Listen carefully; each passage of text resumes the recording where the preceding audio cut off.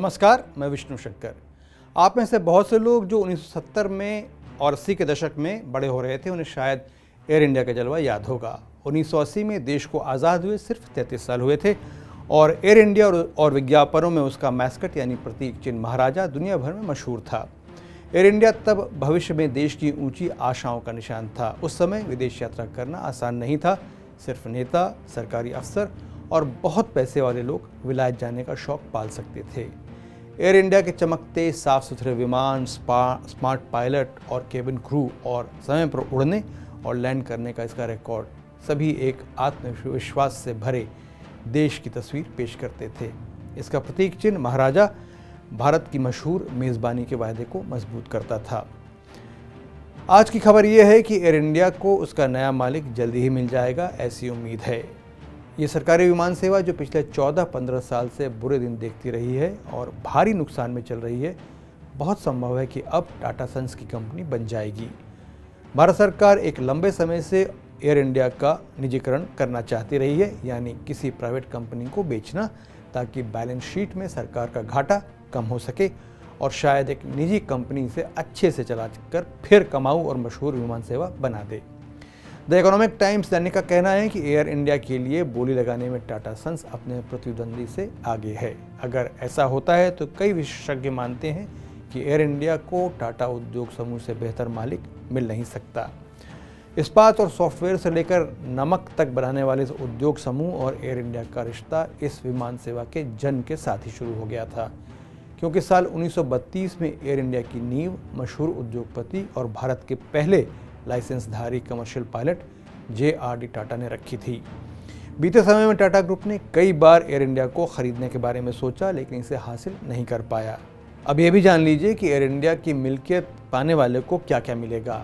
Air India के पास 123 अपने विमान हैं, जिनकी औसत आयु 9.7 साल है। एक सवारी विमान की अधिकतम आयु 25 साल मानी जाती है। भारत में घरेलू हवाई अड्डों पर एयर इंडिया के 4,400 डोमेस्टिक और 1,800 इंटरनेशनल लैंडिंग और पार्किंग स्लॉट हैं। ऐसे ही करीब 900 लैंडिंग और पार्किंग स्लॉट विदेशी हवाई अड्डों पर भी हैं, जिनमें लंदन का हीथ्रो हवाई अड्डा शामिल है। एयर इंडिया की डील में एयर इंडिया एक्सप्रेस भी शामिल है, जो इस विमान सेवा की बजट एयरलाइंस है, और AISATS भी, जो भारत के प्रमुख हवाई अड्डों पर कार्गो और ग्राउंड हैंडलिंग का काम संभालती है। AISATS में नए मालिक की हिस्सेदारी 50% होगी। एयर इंडिया इतिहास बनाने में भी सबसे आगे रहा है। अपने स्वर्णिम दिनों में सामान्य यात्रियों को ही नहीं, बल्कि नामवर और मातवर लोगों को भी लाने और ले जाने के लिए इसे जाना जाता था। 1964 में पोप जॉन पॉल VI और स्वीडन के राजा और रानी एयर इंडिया से ही भारत आए थे।